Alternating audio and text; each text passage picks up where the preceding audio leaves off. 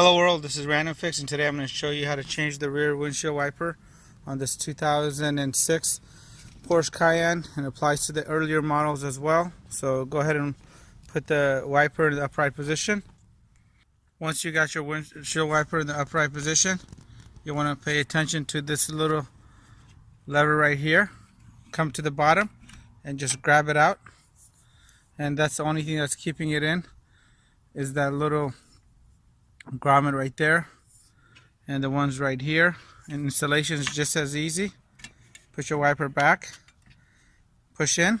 When you're reinstalling the rear wiper, you want to push down until you hear this snap,